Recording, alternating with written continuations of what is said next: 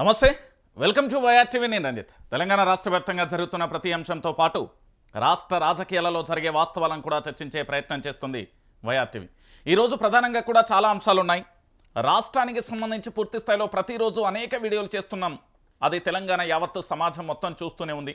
కానీ ఇప్పటి వరకు తెలంగాణ రాష్ట్ర రాజకీయాలలో పూర్తి స్థాయిలో కూడా, ఎందుకంటే అనేక సమస్యలు పేరుకుపోతున్న రాష్ట్ర ముఖ్యమంత్రి కానీ, లేదా రాష్ట్ర మంత్రివర్గం కానీ, లేదా రాష్ట్రానికి సంబంధించిన ఏ ఒక్కరు కూడా స్పందించకపోవడం చాలా దారుణమైన విషయం. ఎందుకంటే ఈ మధ్య కాలంలో మీరు చాలా సంఘటనలు చూశారు. అటు భద్రాద్రి కొత్తగూడెం జిల్లాకు సంబంధించిన ఆదివాసీ గిరిజనులు కావచ్చు, అటు ములుగు జిల్లాకు సంబంధించిన ఆదివాసీ గిరిజన బిడ్డలు కావచ్చు, ఇలా చెప్పుకుంటూ పోతే చాలామంది ఉన్నారు. అది మీ అందరికీ కూడా తెలిసిన విషయమే. సో దీంట్లో ప్రధానంగా కూడా జరుగుతున్న చర్చ ఏంటి, ఏం జరగబోతుంది అనేది ఒకసారి అయితే మనం చూసే ప్రయత్నం అయితే చేద్దాం. ఒకసారి ప్రధానంగా కూడా మనం చర్చించాల్సిన విషయం ఇగో ఇదే. ఒకసారి చూడు రీడా, తుంగతుర్తిలో రౌడీ రాజ్యం, రెచ్చిపోతున్న మందుల సామెల అనుచరులు, బీసీలపై రౌడీ షీటర్లతో దాడులు, అక్రమాలు బయటపెట్టిన వాళ్లే టార్గెట్, సొంత పార్టీ నేతలపైన అత్యాయత్నం, శనివారం రాజేష్పై మారణ ఆయుధాలతో దాడి, పోలీసుల ముందే విచక్షణ రాహిత్యంగా దాడి, పరిస్థితి విషమం, నిమ్స్కు తరలింపు, ఇటీవల అంజయ్య గౌడ్ మల్లేష్పై అటాక్, తిరిగి వీళ్లపై SC ST atrocity case, MLA చెప్పిందే వింటున్న స్థానిక పోలీసులు అంటూ కూడా చెప్తున్న పరిస్థితి కనబడతాను. ఏంటి మందుల సామెల్, ఈయన గురించి నేను చాలా చెప్పాలి. ఎందుకంటే చాలామంది మా మిత్రులు ఈయన గురించి ఏంది అంటే ఏం లేకున్నా కానీ బాగా హైలైట్ చేస్తారు. ఆడ కంటెంట్ ఎంత ఉంది, వాస్తవం ఏంది, ఏం కథ అనేది ఏం తెలియదు. కానీ పాపం ఆయనను ప్రమోట్ చేయడానికి శతవిధాల ప్రయత్నం చేస్తారు. అది మామూలుగా కాదు. ఒకళ్ళు ఇంటర్వ్యూలతోని, ఒకళ్ళు ఏంది దాంతోపాటు మాక్ లైవ్లతోని రకరకాలుగా మందుల సామెల పేరు రాగానే, ఆ నియోజకవర్గం రాగానే ఇక మొత్తం అగ్గి మీద గుగ్గిలమవుతారో లేకపోతే వీళ్ళకే పూనకాలు వస్తాయో నాకు తెలియని పరిస్థితి అయితే కనబడుతుంది. కానీ వాస్తవానికి మందుల సామెలకు సంబంధించి కాంగ్రెస్ పార్టీ నేతలను ఇబ్బంది పెడుతుండట, దాంతోపాటు ఆయన అక్రమాలను బయటపెట్టిన వాళ్ళను ఇబ్బంది పెడుతుండట, మళ్ళీ రౌడీ షీటర్లతోని మారణాయుధాలతోని దాడి చేస్తుండట. ఒక ఎమ్మెల్యే అనుచరులకు సంబంధించి ఎమ్మెల్యే ఆయన అనుచరులను ఏ విధంగా పెట్టుకోవాలి? అరే భయ్, మనం రాక అధికారంలోకి వచ్చినాం భయ్, మనం అభివృద్ధి చేయాలనే కోణాన్ని పక్కన పెట్టి అక్రమార్జనే ధ్యేయంగా, అక్రమార్జనే లక్ష్యంగా పూర్తి స్థాయిలో ఆయన పావులు కలుపుతున్న పరిస్థితి కనబడుతుంది. గతంలో మా మిత్రుడు కూడా ఒక మాట చెప్పాను, మందల సామెల్ నీ వీడియో నా దగ్గర ఉన్నది అన్నాడు. అన్న 24 గంటలనే ఆ వీడియో మొత్తం బయట ప్రపంచానికి కూడా వచ్చిన పరిస్థితి కనబడింది. అంటే ఒకసారి ఆలోచించండి, మెంబర్ ఆఫ్ లెజిస్లేటివ్ అసెంబ్లీ సభ్యుడు ఈ విధంగా దారుణాలు చేసుకుంటూ వెళ్తూ, ఈ విధంగా పూర్తి స్థాయిలో సొంత పార్టీ కార్యకర్తలను, దాంతోపాటు అక్కడ ఉండే ప్రజలను, ఎవరో అక్రమాలు బయటపెట్టిన వారిపై మారణాయుధాలతో దాడి చేయడం ఇదేం సంస్కృతి అనేది కూడా ఒకసారి మీరందరూ కూడా ఆలోచించాలి. ఒకసారి చూద్దాం అసలు ఏం జరిగింది. సూర్యాపేట జిల్లా తుంగతుర్తి నియోజకవర్గంలో రౌడీ రాజ్యం నడుస్తుందన్న ఆరోపణలు వినబడుతున్నాయి. స్థానిక ఎమ్మెల్యే మందల సామెల్ అండదండలతో ఆయన అనుచరులు రెచ్చిపోతున్నారని తెలుస్తుంది. ఎమ్మెల్యే అనుచరులు చేస్తున్న తప్పులను ప్రశ్నిస్తే చావగొడుతున్నారు. ముఖ్యంగా బీసీలనే టార్గెట్ చేసుకుని రాత్రికి రాత్రి అటాక్ చేస్తున్నారు. ప్రశ్నించేది సొంత పార్టీ నేతలే అయినా తగ్గేదేలే అంటూ అత్యాయత్నాలకు పాల్పడుతున్నారు. సో మొత్తానికి శనివారం రోజు, అంటే శనివారం రోజు రాత్రి దాదాపు 2 గంటల సమయంలో పూర్తి స్థాయిలో కూడా జరిగిన ఎపిసోడ్ అండి ఇది. ఒకసారి చూద్దాం ఏం జరుగుతున్నది, ఏం కథ అనేది మీ అందరికి కూడా తెలవాలి కదా. ఇక్కడ పూర్తిగా కూడా ఎక్కడ చూసినా కూడా ఈ మందుల సామెలకు సంబంధించి పూర్తి స్థాయిలో ఆయనదే. ఇగో ఈ మందుల సామెలకు సంబంధించి పూర్తి స్థాయిలో సొంతూరు ధర్మారం నుంచి చెరువు మట్టిని అక్రమంగా తరలిస్తుంటే పలువురు సీనియర్ కాంగ్రెస్ నాయకులు పోలీసులకు సమాచారం ఇచ్చారు. అయితే ఈ విషయంపై పోలీసులు గ్రామస్తులతో మాట్లాడుతుండగానే ఎమ్మెల్యే అనుచరుడు మేకల పవన్ అనే వ్యక్తి మారణాయుధాలతో వచ్చి తుంగతుర్తి నియోజకవర్గం యూత్ కాంగ్రెస్ ఉపాధ్యక్షుడు కప్పల రాజేష్పై విచక్షణ రాహిత్యంగా దాడి చేశారు. పోలీసుల ముందే తలపై కొట్టడంతో తీవ్రంగా గాయపడ్డారు. పోలీసుల వాహనంలోని మోత్కూరులోని ఓ ప్రైవేట్ హాస్పిటళ్లకు తీసుకెళ్తే సీరియస్గా ఉందని చెప్పడంతో భువనగిరి ఏరియా హాస్పిటల్కు తరలించారు. అక్కడ ప్రథమ చికిత్స చేసి నిమ్స్కు తరలించారు. ప్రస్తుతం ఆయన ఒంటి నిండా గాయాలతో హాస్పిటల్లో రాజేష్ చికిత్స పొందుతున్నారు. అయితే ఇతనిపై కాకుండా ఇటీవల నారగోని అంజయ్య గౌడ్, మారిశెట్టి మల్లేశం పైన కూడా దాడులు జరిగాయి. అయితే కొంతకాలంగా బీసీలే టార్గెట్గా అటాక్ జరుగుతున్నాయని స్థానిక నేతలు, అక్కడ స్థానికులందరూ కూడా భయాందోళనకు వ్యక్తం చేస్తున్నారు. స్థానిక పోలీసులు కూడా వాస్తవాలను పట్టించుకోకుండా ఎమ్మెల్యే చెప్పింది విని తప్పుడు కేసులు పెడుతున్నారని ఆరోపిస్తున్నారు. అసెంబ్లీ ఎన్నికలలో చందాలు వేసుకుని మందల సామెల్ను గెలిపిస్తే ఇప్పుడు మా ప్రాణాలు తీసే కాడికి వచ్చిందని స్థానికులు భయాందోళన వ్యక్తం చేస్తున్నారు. తప్పును తప్పని చెప్తే సరిచేసుకోవాల్సింది పోయి సొంత పార్టీ నేతలనే చంపాలని చూడడం ఏంటి అని ప్రశ్నిస్తున్నారు. మందల సామెల్ ఎమ్మెల్యే అయినప్పటికీ నుంచి ఎన్నడూ లేని విధంగా నియోజకవర్గంలో హత్యలు దాడులు పెరిగిపోతున్నాయని చెప్తున్నారు. ఇలాగే కొనసాగితే నియోజకవర్గం మొత్తం నాశనం అవుతుందని అంటున్నారు. తుంగతుర్తిలో బ్రతకాలంటేనే భయపడే పరిస్థితులు వచ్చాయని ఆందోళన వ్యక్తం చేసే పరిస్థితి వస్తుంది. ఇప్పుడు అర్థమైందా? కాంగ్రెస్ పార్టీకి సంబంధించిన నేతలు కానీ, కాంగ్రెస్ పార్టీకి సంబంధించిన వ్యక్తులను కానీ, లేదా ఇతరత్ర మనం ఎవరిని గెలిపించినా కూడా తుంగతుర్తి నియోజకవర్గంలో జరుగుతున్న ఈ అంశాలకు సంబంధించి మనం చూస్తే ఒక ఇంత ఆశ్చర్యాన్ని వ్యక్తం చేయవచ్చు. మరొక ఇంత ఏంది పరిస్థితి, సొంత పార్టీ నేతలను చందాలు వేసుకొని మరీ గెలిపించారండి. ఇంకొక బాధాకరమైన విషయం ఏంటంటే అక్కడ పూర్తి స్థాయిలో కాంగ్రెస్ పార్టీకి సంబంధించిన నాయకులందరూ కూడా చందాలు వేసుకొని, మరీ చాలామంది ప్రజలు కూడా చందాలు వేసుకొని గెలిపించాల్సిన అవసరం ఏమొచ్చింది. ఏపించుకొని గెలిపించిన తర్వాత పరిస్థితులు ఎంత దారుణంగా మారిపోయాయో మీరే చూడండి. ఎందుకంటే మందల సామలకు సంబంధించి పూర్తి స్థాయిలో తెలంగాణ రాష్ట్ర వ్యాప్తంగా జరుగుతున్న ఈ పరిణామాలలో భాగంగా తుంగతుర్తి నియోజకవర్గంలో ఎందుకు రౌడీ రాజ్యం నడుస్తుంది? మా రాష్ట్ర ముఖ్యమంత్రి ఏం చేస్తున్నాడు? మా రాష్ట్రానికి సంబంధించిన పూర్తి స్థాయిలో వాళ్ళందరూ కూడా ఏం చేస్తున్నారు? తెలంగాణ రాష్ట్ర వ్యాప్తంగా జరుగుతున్న పరిణామాలు ఏంటి? తెలంగాణ రాష్ట్ర వ్యాప్తంగా ఇక్కడ జరుగుతున్న అంశాలు ఏంటి?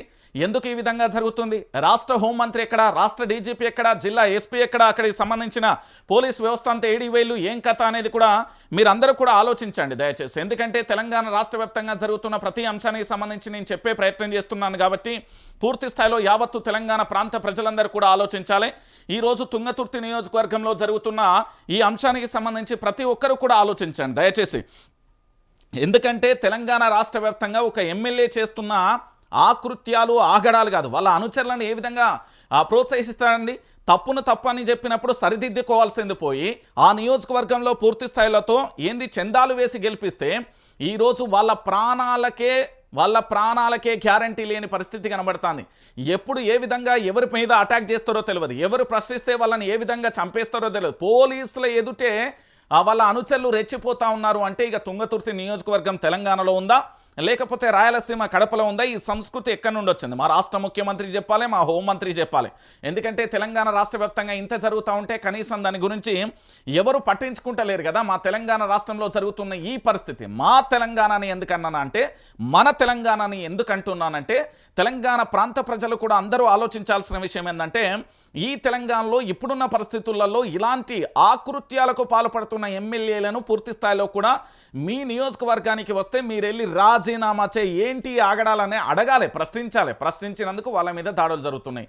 ఇక మా జిల్లాకు సంబంధించి నల్గొండ మంత్రులు మరి ఉత్తమ్ కుమార్ రెడ్డి, దాంతోపాటు కోమటిరెడ్డి వెంకటరెడ్డి, ఆ జిల్లాకు సంబంధించిన ఎస్పీ, మా రాష్ట్ర ముఖ్యమంత్రి యనుమల రేవంత్ రెడ్డి, అదేవిధంగా మా రాష్ట్ర హోంమంత్రి యనుమల రేవంత్ రెడ్డి, సో మరి మా రాష్ట్ర డీజీపీ ఏం చేస్తున్నారు? ఒక ఎమ్మెల్యే అనుచరులు ఆగడాలు పెట్టరేగిపోయి బీసీల మీద దాడులు జరుగుతూ ఉంటే, బీసీలను పూర్తి స్థాయిలో గొంతుకలు నొక్కే ప్రయత్నం చేస్తుంటే, బీసీ వర్గానికి సంబంధించి వాళ్ళని చంపే ప్రయత్నం చేస్తూ ఉంటే మరి ఏం చేస్తున్నారు? ఆ ఎమ్మెల్యే మీద పూర్తి స్థాయిలో చర్యలు తీసుకోవాల్సిన అవసరం లేదా? ఎమ్మెల్యే అనుచరులను కట్టడి చేయాల్సిన అవసరం లేదా? తుంగతుర్తి నియోజకవర్గంలో భారత రాజ్యాంగం అమల్లో లేదా? ఎందుకు తుంగతుర్తి నియోజకవర్గంలో ప్రశ్నిస్తే ఎస్సీ ఎస్టీ అట్రాసిటీ కేసులు నమోదవుతాయి?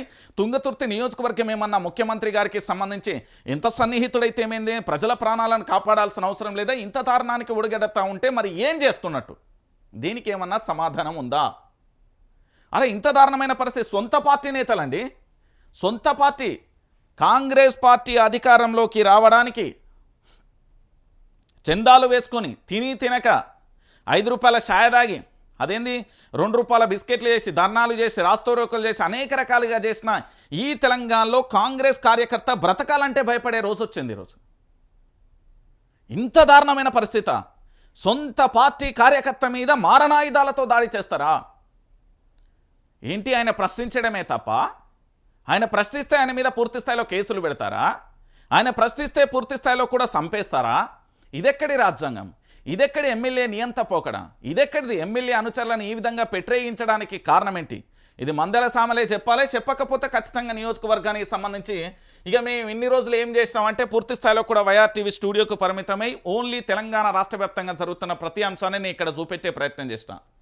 పూర్తి స్థాయిలో నియోజకవర్గాలలో తిరుగుడు కనుక మొదలు పెడితే ఏ జర్నలిస్టు పనికిరాడు, ఎవడు పనికిరాడు. నేను చెప్తున్నా కదా, అందరి లెక్క సావుకు భయపడి 10 మంది వాహనాలు 10 మంది సెక్యూరిటీ పెట్టుకొని తిరిగే రకం కాదు నేను చెప్తున్నా. కాంగ్రెస్ కార్యకర్తల ప్రాణాల మీదకే వచ్చినప్పుడు ఇక వేస్టు, ఆ ఎమ్మెల్యే ఉండి కూడా వేస్టు. ఆయన రాజీనామా చేస్తే అల్ల పొద్దుగాల అందరికీ మంచిది. తుంగతుర్తి నియోజకవర్గం ఊపిరి పీల్చుకో అంటారు అక్కడి ప్రజలు.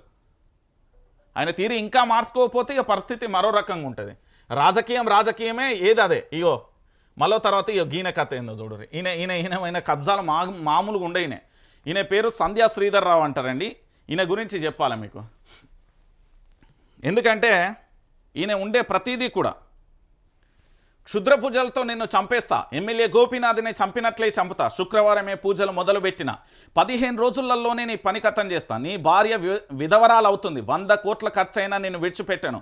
ఓ వ్యక్తిని బెదిరించిన సంధ్యా శ్రీధర్ రావు. ఈయన నా దగ్గర తోలురు, ఎన్ని పూజలు చేస్తాడో చూపెడతా. సంధ్యా కన్వెన్షన్ అధినేత శ్రీధర్ రావు మరోసారి రెచ్చిపోయాడు. ఓ వ్యక్తికి ఫోన్ చేసి బెదిరించాడు. క్షుద్ర పూజలు చేసి నిన్ను చంపేస్తానని, ఎమ్మెల్యే మాగంటి గోపీనాథ్ను క్షుద్ర పూజలు చేసి చంపినట్లుగా నిన్ను కూడా కథం చేస్తానంటూ భయపెట్టాడు. 15 రోజులలోనే నీ కౌంట్డౌన్ మొదలవుతుందని, కిడ్నీలు ఫెయిల్ అయి చనిపోతానని అన్నాడు. మాగంటి జరిగిన శ్మశానిక వాటికలోనే నీ అంత్యక్రియలు జరుగుతాయని భయపెట్టారు. నువ్వెంత, నీ బ్రతికెంత, నీ భార్య వారం రోజులలో విధవరాలు అవుతుంది, అవసరమైతే 100 కోట్లు ఖర్చైనా పర్వాలేదు, నిన్ను వదిలిపెట్టా అంటూ బెదిరింపులకు దిగాడు. అంతేకాదు బూతులు తిడుతూ రెచ్చిపోయిన పరిస్థితి కనదు. ఏం చేద్దాం ఇప్పుడు ఈయనను? ఈయనను ఏం చేద్దాం చెప్పు ఒకసారి. ఈయనను ఏం చేద్దాం? మా రాష్ట్ర డీజీపీ ఏమన్నా చర్యలు తీసుకున్నాడా? మా రాష్ట్రానికి సంబంధించిన ముఖ్యమంత్రి గారు కానీ, మా రాష్ట్రానికి సంబంధించిన పోలీసు వ్యవస్థ ఏమన్నా ఈయన మీద చర్యలు తీసుకున్నదా? ఇప్పుడు ప్రశ్నిస్తేనే మీకు మనోభావాలు దెబ్బతింటున్నాయంటే ప్రాణాలు తీస్తా అని చెప్తున్నాడు కదా ఈయన. ఏం చేస్తారు ఈయనను? ఈ సంధ్యా శ్రీధర్ రావుకు సంబంధించి ఏంది ఈయన కథ ఏంది? తెలంగాణలో ఏంది ఆయన రచ్చ? నాకు అర్థం కాదు. సామాన్యులకు ఫోన్ చేసి బెదిరిస్తా, క్షుద్ర పూజలు చేస్తా, చంపేస్తా, కిడ్నీలు ఫెయిల్ అయితే లొట్టపేసి, ఏంది ఈయన మాట్లాడేది? ఎవడీడు? సామాన్యులు ఒక వ్యక్తిని బెదిరియడానికి వీనికున్న హక్కు ఏంది? వీని పరపతి ఏంది? వీని కథ ఏంది? డబ్బు బల్ప, డబ్బు అహంకారమా? ఆ సంధ్యా కన్వెన్షన్ కూడా అదేదో కబ్జా అనేది తెలిసింది, అది రాలే. ఇంకా నేను నిన్ననే అడిగిన ఆయన, చూద్దాం అది ఏం జరుగుతుందో. ఎందుకంటే పూర్తి స్థాయిలో కూడా మీరు అందరూ కూడా ఆలోచించండి. ఇగో సంధ్యా శ్రీధర్ రావు వెనుక పెద్దల హస్తం. బెదిరింపుల కేసులలో శ్రీధర్ రావుపై పలు కేసులు. ఇటీవల సినీ నటి రమ్యశ్రీ సైతం ఫిర్యాదు. ఎఫ్ఐఆర్ చేసిన అరెస్టుకు వెనకాడుతున్న పోలీసులు. ప్రభుత్వం సపోర్టు వల్లే అరెస్టు చేయడం లేదా? గతంలో ఫోన్ ట్యాంపింగ్ కేసులో శ్రీధర్ రావు ఫిర్యాదు. సంధ్యా కన్వెన్షన్ యజమాని శ్రీధర్ రావుకు రేవంత్ రెడ్డి సర్కార్ అండగా ఫుల్గా ఉన్నట్టుగా తెలుస్తుంది. ఆ అండ చూసుకొని శ్రీధర్ రావు పలువురిని బెదిరిస్తున్నట్లుగా సమాచారం. ఆయన బెదిరింపులకు ఆడియో కూడా ప్రస్తుతం వైరల్ అవుతుంది. ఇంతేకాదు గతంలోనూ ఆయనపై పలు సెక్షన్ల కింద కేసులు నమోదయ్యాయి. ఓ వ్యక్తి హత్యాయత్నంకు సంబంధించిన పోలీసులు కేసు నమోదు చేసినట్టుగా తెలుస్తున్న పరిస్థితి కనబడుతుంది. ఈ సంధ్యా కన్వెన్షన్కు సంబంధించి ఈయన వెనుక రాష్ట్ర ముఖ్యమంత్రి యనుమల రేవంత్ రెడ్డి లేదా ప్రభుత్వ పెద్దలు ఎవడైనా ఉంటే ఆళ్ళ పొద్దుగాల శబ్దం ఏది ముల్లెముట్ట చదువుకొని మీ మానాన మీరు బతుకుర్రి. ఎందుకంటే ఈయన ఆకృత్యాలు మామూలుగా లేదు. ఈయన ఏదో పూజలు చేస్తాడట, మరి ఈయన ఏందో చేతబళ్ళు చేస్తాయన్నా, మరి ఏందో ఈయన కథ ఏందో కూడా నాకు తెలియదు. కానీ ఒక వ్యక్తిని బెదిరిస్తున్న పరిస్థితి కనబడుతుంది. మరి రాష్ట్రానికి సంబంధించి గతంలో నటి రమ్యశ్రీకి సంబంధించి కంప్లైంట్ చేస్తే ఇప్పటివరకు ఎందుకు అరెస్ట్ చేయలే? అయ్యా ముఖ్యమంత్రి గారు, మిమ్మల్ని అడిగేది, మీ సర్కారే అధికారంలో ఉంది. ఈయనను అరెస్టు చేయడానికి మీకు అంత భయం ఎందుకు అంటున్నా? ఏమన్నా డబ్బుల మూటలు ఇస్తున్నాడా? ఏమన్నా జాగాలు రాసి ఇస్తున్నాడా? ఏమన్నా కన్వెన్షన్లు ఇస్తున్నాడా? ఈయనను అరెస్టు చేయడానికి అంత భయం ఎందుకు అవుతుంది అంటున్నా. నటి రమ్యశ్రీ పూర్తి స్థాయిలో కూడా కంప్లైంట్ చేసింది కదా. మరి కంప్లైంట్ చేస్తే ఎందుకు అరెస్టు చేయలేకపోతున్నారు? ఎందుకు ఎఫ్ఐఆర్ చేసినా కూడా ఎందుకు అరెస్టు చేస్తలేరు? ఎందుకు కాపాడుతున్నారు? ఇలాంటి రోతను ఎందుకు ప్రోత్సహిస్తున్నారు? ఎందుకు ఎంటర్టైన్ చేస్తున్నారు? ఈ సంధ్యా కన్వెన్షన్కు సంబంధించి ఏంది ఈయన బాధ ఏంది? ఈయనను అరెస్టు చేయడానికి తెలంగాణ ప్రభుత్వానికి, అంటే తెలంగాణ కాంగ్రెస్ ప్రభుత్వానికి అంత నొప్పింది. కాంగ్రెస్ ప్రభుత్వానికి ఏం కష్టం వచ్చింది? కాంగ్రెస్ ప్రభుత్వం ఎందుకు వెనకాడుతున్నది? కాంగ్రెస్ ప్రభుత్వం ఎందుకు ఈయన మీద చర్యలు తీసుకోవడానికి భయపడుతున్నది? కాంగ్రెస్ ప్రభుత్వం ఎందుకు పూర్తి స్థాయిలో కూడా, కనీసం కాంగ్రెస్ ప్రభుత్వానికి సంబంధించి పూర్తి స్థాయిలో కూడా ఈయన మీద ఏంది ఆధారాలు ఉన్నా కూడా అరెస్టు చేయడానికి ఎందుకు భయపడుతున్నది? రాష్ట్ర ముఖ్యమంత్రి యనుమల రేవంత్ రెడ్డా, లేకపోతే సంధ్యా కన్వెన్షన్కు సంబంధించి ఏమైనా తాత్కాలిక బాధ్యతలు అప్పగించిల్లా? కాంగ్రెస్ ప్రభుత్వం అధికారంలో ఉందా, లేకపోతే సంధ్యా కన్వెన్షన్ సంబంధించిన ఏమైనా ప్రభుత్వాన్ని కొత్తగా తీసుకొచ్చిండా? ఈయనను అరెస్టు చేయడానికి అంత భయం ఎందుకు? గజ గజ గజ గజ వణికిపోతుర్రట. ఏముంటుంది ఆయనకు? నాకు అర్థం కాదు. ఏముంటుంది ఆయన దగ్గర?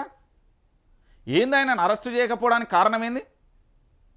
ఆయన మీద ఎఫ్ఐఆర్ నమోదైంది. అన్ని నటి రమ్యశ్రీ ఎఫ్ఐఆర్ ఆమె ఫిర్యాదు కూడా చేసింది. ఆ విషయాన్ని పక్కన పెట్టిళ్ళు నిన్న బెదిరింపులకు పాల్పడ్డాడు. ఇదే ప్లేస్లో కనుక వేరే రాజకీయ నాయకుడో లేకపోతే నాలాంటోడో ఇంకోడో ఉంటే వాడిని ఎన్ని రకాలుగా ఇబ్బందులు పెట్టు తెలుసా? మామూలుగా టార్చర్ పెట్టకపో. మామూలుగా టార్చర్ పెట్టకపో అని చెప్తున్నా నేను. ఇంత అన్యాయమా, ఇంత ఇవా? తెలంగాణలో ఉన్నావా లేకపోతే ఇంకెక్కడన్నా ఉన్నావా? ఏం కాంగ్రెసా మీ రూత కాంగ్రెస్? ఇంత దారుణమైన పరిస్థితా? ఇక దీంతో పాటుగా మరో అంశాన్ని చూద్దాం. ఏంది అంటే ఇది చంద్రన్న రెండు కళ్ళ సిద్ధాంతం కలిగిన చంద్రబాబు ఆధ్వర్యంలో ఈ రాష్ట్ర ముఖ్యమంత్రి యనమల రేవంత్ రెడ్డి గారి సారథ్యంలో తెలంగాణ జలాలని పట్టుకొని వెళ్తున్న, క్లారిటీగా కళ్ళ ముందు పోతున్న మన జలాలను చూస్తూ ఏమీ మాట్లాడకుండా ఏది పూర్తి స్థాయిలో ఏది కళ్ళుండి చూడలేక చెవులుండి వినలేక నోటితో మాట్లాడలేకుంటున్న నా తెలంగాణ యువతకు హ్యాట్స్ ఆఫ్. ఎందుకంటే ఆంధ్ర పెత్తందారి వ్యవస్థ కింద మగ్గిపోయి ఈయన యొక్క గురి గారి కోసం, అంటే చంద్రబాబు గారి కోసం పూర్తి స్థాయిలో తెలంగాణకు సంబంధించిన బనకచెర్ల ప్రాజెక్ట్ అయినా, కాళేశ్వరం ప్రాజెక్ట్ అయినా, లేకపోతే శ్రీశైలం ప్రాజెక్ట్ అయినా, నాగార్జున సాగర్ ప్రాజెక్ట్ అయినా అడ్డగోలుగా దొంగతనంగా నీళ్లు ఎత్తుకపోతూ ఉంటే తెలంగాణ సమాజానికి సంబంధించి కనీసం ఈ తెలంగాణ ప్రాంతంలో పుట్టిన వారు చీమును ఎత్తురు లేనట్టుగా వ్యవహరిస్తుంటే నాకు చాలా బాధ అనిపిస్తుంది. కోర్టుకు వెళ్ళేది లేదు, లేదా దీని మీద ఫిర్యాదులు చేసేది లేదు. నీళ్ళ గురించి నేను తెలియదు అని చాలామందికి అంటాను కదా, కారణం ఇదే. జలదోపిడికి కుట్ర చూడు, చంద్రబాబు రూపంలో జలదోపిడికి కుట్ర. ఇంకొక విషయం ఏంటంటే అక్కడ ఛత్తీస్గఢ్కు సంబంధించి పూర్తి స్థాయిలో కూడా ఆ రాష్ట్రానికి సంబంధించి ఏది బీజేపీ ప్రభుత్వం ఉన్నా కూడా ఆ రాష్ట్రానికి సంబంధించి పూర్తి స్థాయిలో రక్షించుకునేందుకు నీళ్ళ విషయంలో 29,000 కోట్లు తీసుకొని శాంక్షన్ చేసి ఆడ ప్రాజెక్టులు కడుతున్నారు. కేంద్రంలో అధికారాన్ని అండగా చూసుకొని చంద్రబాబు చేస్తున్నాడు. తెలంగాణ మాత్రం బిక్కుబిక్కుమంటూ ఎడార్లా చూస్తున్నాయి. కాంగ్రెస్ ప్రభుత్వం అధికారంలోకి వచ్చిన తర్వాత జరుగుతున్న ఈ యొక్క బాధాకరమైన సంఘటన ఇది. ఒకసారి చూడు, ఇది చంద్రబాబు రూపంలో జలదోపిడికి కుట్ర. కాంగ్రెస్, టీడీపీ తెలంగాణకు ద్రోహం చేశాయి. ఆ రెండింటి హైబ్రిడ్ కల్పం ఒక్క రేవంత్ రెడ్డి స్వార్థం కోసం దుర్మార్గానికి దిగజారుతుండు. ఆంధ్రాకు కృష్ణా నదిని కృష్ణార్పణం చేసిండు. తన పదవి కాపాడుకునేందుకు తెలంగాణను దోచిపెడుతున్నాడు. జలసౌదకు మరో ఉద్యమం తప్పదు. సూర్యాపేటలో మీడియాతో జగదీష్ రెడ్డి అంటూ కూడా చెప్తున్న పరిస్థితి కనబడుతుంది.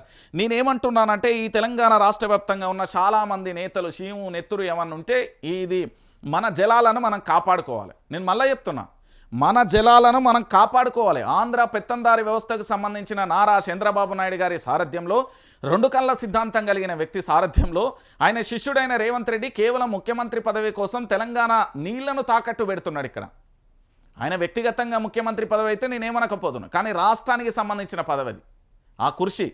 మరి ఆయన ఏం చేయాలి? తెలంగాణ ప్రాంత ప్రజల కోసం పనిచేయాలి కదా. అదేది పట్టినట్టు అతి లేదు, గతి లేదు. చాలా బాధాకరమైన విషయం ఇది. బనకచెర్ల ప్రాజెక్టు కానీ ఇతరత్ర ప్రాజెక్టులతోని పూర్తి స్థాయిలో కూడా వెళ్ళిపోతున్నాయి. మొత్తం ప్రాజెక్టులని మొత్తం కృష్ణా నదిని కృష్ణార్పణం చేసే ప్రయత్నంలో ఉన్నాడు మన సారు. నేను ఇదే కాదు చాలా రకాలుగా చెప్తాను. కోర్టులకు వెళ్తలేరు దీని గురించి. మనం ఏది 1955 టీఎంసీలు అంటే సార్ 1000 టీఎంసీలే చాలంటాడు. ఏందో ఈ కథ అయితే నాకైతే అర్థమవుతలేదు. చాలా బాధాకరమైన విషయం. యావత్తు తెలంగాణ సమాజం కూడా ఆలోచించాల్సిన విషయం ఇది. మనం కష్టపడి తెచ్చుకున్న తెలంగాణ అండి, 1200 మంది విద్యార్థుల ఆత్మ బలిదానం అండి. కరువు కాటకాలు వచ్చినప్పుడు కాపాడే నదీ జలాలేనండి. ఈరోజు పూర్తి స్థాయిలో వాటన్నింటినీ దోపిడీకి చేసుకొని పోతే పరిస్థితి ఏంది? ఏం అర్థం కాదు మా తెలంగాణ ప్రాంత విద్యలకు.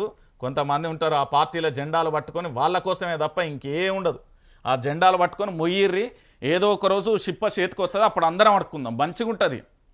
తెలంగాణ రాష్ట్రంలో కాంగ్రెస్ పార్టీ జెండా పట్టుకొని తిరుగుతా, కాంగ్రెస్ పార్టీ అధికారంలో మా పార్టీ మా పార్టీ మా పార్టీ అని తిరుగుతున్నారు. ఒక్కొక్కటి అవినీతి ఏం తెలుసు మీకు? ఏ నినాదం వెనక ఏ ఎజెండా ఉందో మీకు తెలుసా? ఎవడెవడు ఏడేడా రాత్రిని పొద్దుగాల తిట్టుకొని రాత్రి పోయి ఏ ఫామ్ హౌస్లో తాగుతారో తెలుసా? ఎవనికి ఏది మన ఆస్తులలో, పరిశ్రమలలో, వ్యాపారాలలో పొత్తులున్నాయో తెలుసా? మనం మాత్రమే గొర్రెల లెక్క జెండాలు పట్టుకొని తిరగాలి. వాళ్ళు మాత్రం మంచిగానే ఉంటారు. ఎవరికి ఛత్తీస్గఢ్లా, రాజస్థాన్లా, బీహార్లా, గుజరాత్లా, దాంతోపాటు చాలా రాష్ట్రాలల్లో ఈ తెలంగాణ ప్రాంతానికి సంబంధించిన విపక్ష, అధికార, అన్ని పార్టీలకు సంబంధించిన నేతల వ్యాపారాలున్నాయి. తెలుసా ఇవన్నీ? అరే మనం తాగడానికి, మన పంటలు పండడానికి మన నీళ్ళు ఎత్తుకపోతున్నారా నాయన అంటే కూడా కనీసం మనం ఏం స్పందించాం. మౌనమే అంగీకార సూచిక. రైట్. ఇక దీంతో పాటుగా మరొక అంశాన్ని కూడా చూడొచ్చు. ఏంది అంటే ఇదే సుప్రీంకోర్టుకు ఎందుకు వెళ్లరు? రేవంత్ మౌనం తెలంగాణకు శాపం. బనకచెర్లపై సాచివేత ధోరణిలో కాంగ్రెస్ సర్కార్. తమిళనాట బీజేపీ రాజకీయ క్రీడకు కాంగ్రెస్ సహకారం. ఇప్పటిదాకా కావేరీ లింక్పై నోరు విప్పని ముఖ్యమంత్రి అన్యాయంపై న్యాయస్థానానికి వెళ్లకుండా తాత్సారం. గోదావరి బేసిన్లో కేంద్రం విభజన విధానం అమలు. ఒక్కో రాష్ట్రానికి ఒక్కో తీరుగా నోరు మోయిస్తున్న మోదీ. 8 మంది ఎంపీలను ఇచ్చిన తెలంగాణ గొంతుకొస్తున్న బీజేపీ ఒక్కో రాష్ట్రానికి ఒక్కో రీతిన గోదావరి బేసిన్లో మహారాష్ట్ర, ఛత్తీస్గఢ్, కర్ణాటక, తెలంగాణ, ఏపీ, ఒడిశా, పాండిచేరి ఉన్నాయి. కావేరీ నీళ్లను తరలిస్తే నష్టపోయేది మహారాష్ట్ర, కర్ణాటక, ఛత్తీస్గఢ్, తెలంగాణ, ఆంధ్రప్రదేశ్లే. అందుకే మోదీ సర్కార్ తెలంగాణ మినహా మిగిలిన రాష్ట్రాలకు ఇతర ప్రాజెక్టులపై సహకారం అందించి వాటి నోరు మోయిస్తున్నది. మహారాష్ట్రకి ఎట్లా? Krishna Koyna intra river link ప్రాజెక్టుకు ఆర్థిక సాయం చేస్తానని హామీ ఇచ్చింది. ఛత్తీస్గఢ్కు 49,000 కోట్ల విలువైన బోధ్ఘాట్తో పాటు మహారాష్ట్ర నది ఇంద్రావతి లింకుకు ప్రాజెక్టులు అనుమతి ఇచ్చింది. కర్ణాటకకి ఏం చేసింది?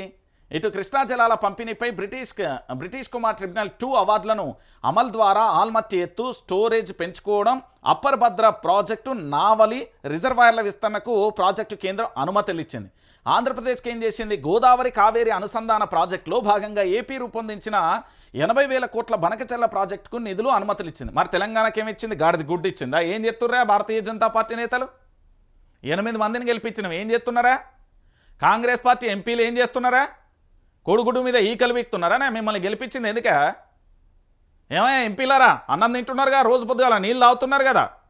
మరి మన తెలంగాణ ఆగమైపోతుంటే కనబడతలేదా? కనబడతలేదా? బనకచెర్ల ప్రాజెక్టుకి ఏమో 89,000 కోట్లకు సంబంధించి ఆంధ్రప్రదేశ్ చేసి వాళ్ళకి అన్ని అనుమతులు ఇస్తారు. ఛత్తీస్గఢ్కు 49,000 కోట్లు ఇస్తారు. ఇటు మహారాష్ట్రకు సంబంధించి ప్రాజెక్టుకు ఆర్థిక సాయం చేస్తారు. కర్ణాటకకు అన్ని ప్రాజెక్టులకు అనుమతులు ఇస్తారు. మన తెలంగాణ రాష్ట్రం మోసపోతున్నది కదా, ఏం చేస్తున్నారు అంటున్నా. ఏ తెలంగాణ రాష్ట్రం కనబడతలేదా మీ కంటికి? లేదా తెలంగాణ రాష్ట్రం వినబడతలేదా మీ కంటికి? ఇంత దుర్మార్గంగా తయారయ్యేందే? కేవలం పదవులు రాగానే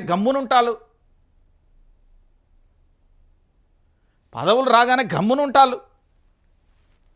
ఎంత నీచంగా తయారయ్యాలంటే తెలంగాణలో రాజకీయ నాయకులు వీళ్ళంతా ఏంది అంటే, నేను సుధపూసలను ఏడ చూలే, పదవి రాకముందుకు గొంతులు పగిలిపోవాలి, మైకులు పలిగిపోయేటట్టు మాట్లాడి, పదవి రాగానే గచ్చు పెక్కడి దొంగలు అక్కడే గచ్చు పైపోయారు. ఇదేం అరాచకం? ఇదేం గౌరవం? ఇదేం నీతి?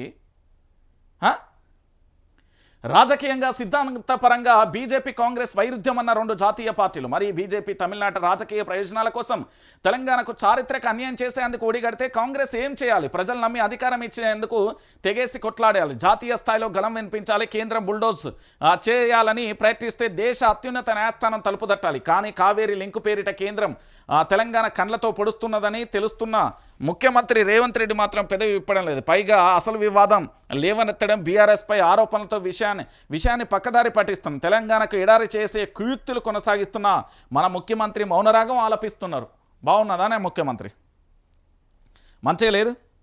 ఎవడిపాలయ్యి ఇందీరో తెలంగాణ, ఈ పాటలు పాడుకుంటా భజన చేసుకుంటా కూకుందాం మనం, అంతే. అంతకుమించి మనం చేసేది ఏమీ లేదు. నా తెలంగాణ రాష్ట్రం ఎడారైపోతుంది, నా తెలంగాణ రాష్ట్రం ఆగమైపోతుంది, కానీ మేము మాత్రం ఇట్లా చూసుకుంటుంటాం. అవునా? ఇంతే, మేమేం చేయలేం. అరే కాంగ్రెస్ ప్రభుత్వాన్ని అధికారంలో తీసుకొచ్చారు కదా, మార్పు అని. ఓ తెలంగాణ ప్రాంత ప్రజలారా, మార్పు అన్నారు కదా, రాండ్రి రోడ్ల మీదకి రారి, ఆ ముఖ్యమంత్రి ఇంటికాడ ముట్టడి చేద్దాం, ఏంది సెక్రటరియట్ దగ్గర నిలదీద్దాం. మన బనకచెర్ల ప్రాజెక్టు వాళ్ళకి గట్టి 89,000 కోట్ల రూపాయలతో వాళ్ళకు ఆంధ్రప్రదేశ్ గట్టి మన జలాలకు ఆగమైపోతున్నది. నీటి దోపిడీ చేస్తున్నారు, కండ్ల ముందు కనబడుతున్న దొంగతనం జరుగుతున్నది. మరి మన తెలంగాణ ఎంపీలు ఏడున్నారో అడుగుర్రి, మన తెలంగాణ రాష్ట్రానికి కాంగ్రెస్ బీజేపీ ఎంపీలు ఏడున్నారో అడుగుర్రి. అడగం, మనం ఎందుకు అడుగుతాం? వాళ్ళకి పదవులు వచ్చినాయి, మాకు ఇంతంత కాంట్రాక్ట్లు వచ్చినాయి, అయిపోయాయి. ఇంకేముంటుంది? అడవి తల్లి బిడ్డలమమ్మ అంటారు కదా. ఇక చూడురి, అడవి బిడ్డలపై బుల్డోజర్లు, కాంగ్రెస్ సర్కార్ దౌర్జన్యం, ఆడబిడ్డల బట్టలు చింపి బూట్ల కాళ్ళతో తన్ని దాష్టికం. అది అటవీ ప్రాంతం, మమ్మల్ని ఎవరేం చేస్తారు అనుకున్నారు కాబోలు. అమాయకమైన ఆదివాసీ బిడ్డలపై అటవీ శాఖ తమ ప్రతాపాన్ని చూపించారు. 2 రోజుల క్రితం భద్రాద్రి కొత్తగూడెం జిల్లా బూర్గంపహాడు మండలం ఇరవెండి అటవీ ప్రాంతంలోని కోర్సాంగ్ గుంపులోని ఆటవిక చర్యలకు దిగారు. మగవాళ్లే లేని సమయంలో ఆదివాసీ బిడ్డలు పోడు పొలంలో పత్తి గింజలు వేస్తుండగా 6గురు అటవీ శాఖ సిబ్బంది జేసీబీలతో దిగబడ్డారు. ఇక్కడికి ఎందుకు వచ్చిర్రు, మిషన్ ఎందుకు తెచ్చిర్రు అని ప్రశ్నించిన మహిళలపై అమానుష్యంగా ప్రవర్తించారు. దాంతోపాటు తిట్టిర్రు, జుట్టు పట్టుకొని జాకెట్లు చింపి మరీ దాడి చేశారు. ఇది మా జాగా, మీరెందుకు వచ్చారంటూ పూర్తి స్థాయిలో కూడా ప్రవర్తించారు. ఒక్కసారి దీన్ని చూద్దాం. ఆదివాసుల సాగుల భూమి ఆక్రమించినందుకు కందకాల తవ్వకం, అడ్డొచ్చిన మహిళలపై అటవీ శాఖ సిబ్బంది అమానుష్యంగా అసభ్యంగా ప్రవర్తించిన అధికారులు, బూర్గంపహాడ్ ఘటనలో దవాఖానా పాలైన మహిళలు, ప్రభుత్వం అండదండంతో పోడుపై దుందూకుడు చర్యలు, ఇంత జరిగినా దాడి చేసిన వారిపై చర్యలు చేపట్టని వైనం, కాంగ్రెస్ సర్కార్ తీరుపై జాతీయ స్థాయిలో విమర్శలు, నేడు బాధితులను పరామర్శించనున్న బీఆర్ఎస్ నేతలు అంటూ కూడా చెప్తున్న పరిస్థితి కనబడతాను. నేనేమంటున్నానంటే ఇక్కడ తెలంగాణ రాష్ట్ర వ్యాప్తంగా మహిళా కమిషన్ అనేది ఒకటి ఉంటుంది, నాకు బాగా తెలుసు. ఎందుకంటే ఏం మాట్లాడినా అక్కడ పిలిపిస్తారు. బీఆర్ఎస్ పార్టీకి సంబంధించిన నేతలలో చాలామందిని కూడా పిలిపించారు. అందులో నేను ఈ మధ్య కాలంలో చూసిన వ్యక్తి పాడి కౌశిక్ రెడ్డి కానీ, కేటీఆర్ కానీ, ఇతరత్ర చూసిన అమ్మ మహిళా కమిషన్ చైర్మన్ గారు ఇది కనబడతలేదా అండి మీకు? మహిళా కమిషన్ చైర్మన్ గారు ఒక ఆడపిల్ల జాకెట్ చింపుతున్నారు కదా, ఇది కనబడతలేదా అంటున్నా నేను. ఏ పార్టీ అయితే సంబంధం మనకేంది? ఒక ఆడబిడ్డను ఒంటి మీద ఉన్న వస్త్రాలను పూర్తి స్థాయిలో కూడా దుశ్శాసన చర్య పాల్పడుతున్నప్పుడు మీరు ఏం చేస్తున్నారు? ఒక ఆడబిడ్డకు సంబంధించిన ఒంటి మీద వస్త్రాలను తొలగిస్తూ ఉంటే మరి మహిళా కమిషన్ ఏం చేస్తున్నది? ఇక్కడ ఉండే పౌర హక్కుల సంఘాలు ఏం చేస్తున్నాయి? ఇక్కడ ఉండే దాంతోపాటు మానవ హక్కుల కమిషన్లు ఏం చేస్తున్నాయి? ఇక్కడ ప్రజా సంఘాలు, నేతలు, మేధావులు మన్ను మశానం తోటకూర అని చెప్తారు కదా, ఎడవైరు గిరిజన బిడ్డలు, ఆదివాసీ బిడ్డల మీద వాళ్ళ ఒంటి మీద ఉండే వస్త్రాలను వివస్త్ర చేసే విధంగా వాళ్ళను కొడతా ఉంటే వాళ్ళు దావఖానా పాలైపోయారు కదా. మగవాళ్ళే లేని క్రమంలో వాళ్ళు వచ్చి ఫారెస్ట్ అధికారులు ఏ రాజ్యాంగం ఇచ్చింది? కేంద్రం అధికారులు ఇచ్చిందా? ఆ తెలంగాణ రాష్ట్ర ప్రభుత్వం ఇలాంటి అధికారాలు ఇచ్చిందా? ఏంది దీని సంగతి ఏంది? అంటున్నా, దీని సంగతి ఏంది? దీని గురించి ఏం మాట్లాడారు? ఎందుకు మాట్లాడారే? మౌనమే అంగీకార సూచిక. ఈరోజు బీఆర్ఎస్ వాళ్ళు పోతారట, మొత్తం దుమ్ము దులిపిరారు వాళ్ళది. ఇగో నేను చెప్పలే, నిన్న చాలా మంది ఏంది అంటే పూర్తి స్థాయిలో ఎక్కడికక్కడ నేను చూసినండి, చాలా బాధ అనిపించింది, విచిత్రం అనిపించింది నాకు. ఏంది అంటే గీనే ఆర్టీసీ క్రాస్ రోడ్ ఉంటుంది, అక్కడ అశోక్ నగర్ కానుండి మొదలు పెడితే అటు దిల్సుఖ్ నగర్ కానీ, అమీర్పేట కానీ, గ్రామీణ ప్రాంతాల నుండి వచ్చే నిరుద్యోగ యువత చదువుకొని కష్టపడి ఉద్యోగాలు కొట్టాలనే లక్ష్యంతో వస్తున్నారు. క్లారిటీ కదా ఇది. దానికోసం వాళ్ళు ధర్నాలు చేస్తున్నారు, రాస్తోరోకలు చేస్తున్నారు, రకరకాలుగా చేస్తున్నారు కదా. మరి మీరు అనుకున్నట్టుగా నిజంగా ఈ తెలంగాణలో రిక్రూట్మెంట్ ఏదైతే రిక్రూట్మెంట్ చేసుకుంటారో దానికి సంబంధించి ఉద్యోగాలు సక్రమంగా జరగట్లేదనే వాదన అటు ఎవరు నాయక్ కానీ, దాంతోపాటు జనార్దన్ కానీ చాలా సందర్భాలలో ఆరోపణ చేశారు. వాళ్ళ ఆరోపణలు నిజమే అన్నట్టుగా ఇక్కడ కనబడుతుంది. 15 లక్షలకు SGT post, DSC sports quota కొలువు భర్తీలలో భారీ స్కామ్, అర్హతలు లేని వారికి ఉద్యోగాలు కట్టబెట్టిన వైనం, అభ్యంతరాలు వచ్చిన ఆగమేఘాలం పైన నియామకం, రిక్రూట్మెంట్లో అడుగడుగున ఉల్లంఘనలు, రీవెరిఫికేషన్లో 25 మంది అనర్హులు గుర్తింపు, 6 నెలలుగా నివేదికను తొక్కిపట్టిన అధికారులు అంటూ కూడా చూస్తున్న పరిస్థితి కనబడుతుంది. ఇక చెప్పుర్రిగా ఏది టీచర్ పోస్టుల భర్తీ నిర్వహించిన డిఎస్సి రిక్రూట్మెంట్లో జరిగిన భారీ కుంభకోణం ఒకటి వెలుగులోకి వచ్చింది. స్పోర్ట్స్ కోటాలో టీచర్ల భర్తీలో పెద్ద ఎత్తున అక్రమాలు జరిగాయి. సెకండరీ గ్రేడ్ టీచర్ ఎస్జిటికి సంబంధించిన పోస్టులలో అధికారులు నిబంధనలు ఉల్లంఘించారు. అర్హులను పక్కన పెట్టి అనర్హులకు ఉద్యోగాలను కట్టబెట్టారు. ఇలా ఒకరు కాదు, ఇద్దరు కాదు, ఏకంగా 25 మందికి ఉద్యోగాలు ఇచ్చారు. మిగతా అభ్యర్థులను పక్కన పెట్టి ఆగమేఘాల మీద అపాయింట్మెంట్ ఆర్డర్లు కూడా ఇచ్చేశారు. విషయం హైకోర్టుకు లోకాయుక్తకు చేరడంతో ఇప్పుడు మింగలేక కక్కలేక అన్నట్లుగా అధికారుల పరిస్థితి తయారైంది.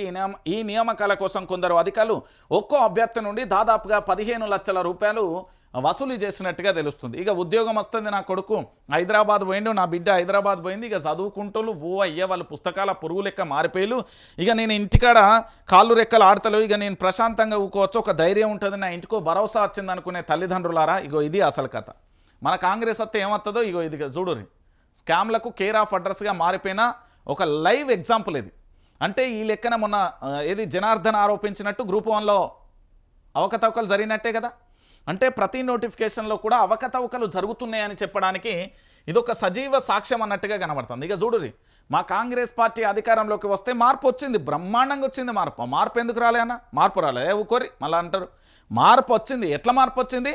ఇగో ఇట్లా ఉద్యోగాలను ఏంది అంటే అర్హులను కాకుండా అనర్హులకు ఇచ్చి 15 లక్షలు తీసుకొని పోయేటట్టు వచ్చింది మార్పు. ఇక ఇంతకంటే లైవ్ ఎగ్జాంపుల్ ఇంకేం కనబడుతుంది? ఇక చూడురి, ఇంతకంటే దారుణం ఇంకేం ఉంటుంది? ఇక దాంతోపాటు ఇరాన్పై అమెరికా భీకరమైన దాడి అంటూ కూడా చూస్తున్న పరిస్థితి. 25 నిమిషాల పాటు సాగిన ఆపరేషన్ 3 ఇరాన్ అణుశుద్ధి కేంద్రాలను ధ్వంసం చేసింది. దాడిలో ధ్వంసమైన 4th అణుకేంద్రం అంటే ఉపగ్రహ చిత్రాలకు సంబంధించి 125 ఫైట్ జెట్స్తో అమెరికా దాడి, 14 బంకర్ బ్లస్టర్ బాంబుల వినియోగం అంటూ కూడా చూస్తున్న పరిస్థితి కనబడుతుంది. ఇక ఇరాన్ మీద భయంకరంగా నిన్న 25 నిమిషాల పాటు జరిగిన ఒక రకంగా చెప్పాలంటే 3 అణుకేంద్రాలపైన విరుచుకుపడింది అగ్రరాజ్యం. భూగర్భ న్యూక్లియర్ ప్లాంట్ లక్ష్యంగా భారీ దాడులు. ఇరాన్ ఇజ్రాయెల్ యుద్ధంలో America operation midnight hammer పేరిట దాడి. బంకర్ బ్లాస్టర్ బాంబులతో బీభత్సకాండ. ఫోర్ట్ సహా 3 అణు కేంద్రాల ధ్వంసం. ప్రతీకారానికి పాల్పడితే మరిన్ని దాడులు. శాంతి కావాలా విషాదం కావాలా? ట్రంప్ మీరు ప్రమాదకర యుద్ధం మొదలుపెట్టారు. అమెరికాకు శాశ్వత గాయం ఖాయం. అగ్రరాజ్యానికి ఇరాన్ ఘాట హెచ్చరికలు అంటూ కూడా చూస్తున్న పరిస్థితి కనబడుతుంది. ఇటు హార్మోజ్కు సంబంధించిన జల సంధి మూసివేత. ఇక ఇరాన్ పార్లమెంట్ నిర్ణయం ప్రపంచ ఆయిల్ అవసరాలలో 20% కూడా ఇక్కడ నుండే వస్తుంది. సో చమురు ధరలు భారీగా పెరిగే అవకాశం, ఇది భారత్పై తీవ్రమైన ప్రభావం చూపే అవకాశాలు అయితే చాలా స్పష్టంగా కనబడుతుంది. అందరూ ఊహించినట్టుగానే ఇజ్రాయెల్కు మద్దతుగా అమెరికా యుద్ధరంగంలోకి దిగింది. ఇరాన్ విషయంలో 2 వారాలలో నిర్ణయం తీసుకుంటామని చెప్పి 2 రోజులలో దాడులకు తెగబడింది. స్థానిక కాలమాన ప్రకారం ఆదివారం తెల్లవారుజున ఇరాన్లోని 3 అణు కేంద్రాలే లక్ష్యంగా బంకర్ బ్లాస్టర్ బాంబులతో అమెరికా వెచ్చుకుపడింది. ఆపరేషన్ మిడ్ నైట్ హ్యామర్ పేరిట ఎంతో పగడ్బందీగా జరిపిన ఈ దాడులు 25 నిమిషాలలో ముగించింది. సుమారు 125 యుద్ధ విమానాలతో ఫైటర్ జెట్స్తో అమెరికా దాడి చేసింది. 14 బంకర్ బ్లాస్ట్ బాంబులను వినియోగించిన పరిస్థితి కనబడుతుంది. ఇక దీన్ని చూస్తే 3వ ప్రపంచ యుద్ధం కళ్ళ ముంగట కనబడ్డట్టే లేదు. ఎందుకంటే పూర్తి స్థాయిలో కూడా అణ్వాయుధాలకు సంబంధించి పూర్తి స్థాయిలో ఎక్కడికక్కడ శాంతి కోరుకుంటూనే మరో పక్కన యుద్ధం ఎట్లా కొనసాగుతుందో కూడా మనం చూస్తున్న పరిస్థితి కనబడుతుంది. ఇక దీన్ని చూద్దాం. అతి త్వరలో కాంగ్రెస్ పార్టీకి బిగ్ షాక్ తగులుతుందండి, మామూలుగా ఉండదు. అతి త్వరలో కాంగ్రెస్ పార్టీ నుంచి చాలా కీలకమైన వ్యక్తులు, మీరు ఊహించని వ్యక్తులందరూ కూడా భారత రాష్ట్ర సమితి అంటే బీఆర్ఎస్ పార్టీలో చేరడానికి రంగం సిద్ధమైంది. దాంట్లో ఒక్కరు కాదు, ఇద్దరు కాదు. మరి మా రాష్ట్ర ముఖ్యమంత్రి యనుమల రేవంత్ రెడ్డి గారు ఎంతమందిని కట్టడి చేయగలుగుతారనేది సాహసం. ఇక ఇంకొక వైపు ఏంటి అంటే తెలంగాణ ప్రాంత ప్రజలందరూ కూడా ఊహించని ఒక మార్పు తెలంగాణలో రాబోతుంది. అది నిజానికి ఒక ఇంత మంచిదే. మరొక విధంగా ఏది అంటే కాంగ్రెస్ పార్టీకి ముచ్చెమటలు పడుతుంది. ఏసీ రూమ్లో కూకున్న బగబగ వేడితో బగబగ అయిపోతారు నేతలు. అది నిజం. ఏం జరుగుతుంది అనేది చూద్దాం.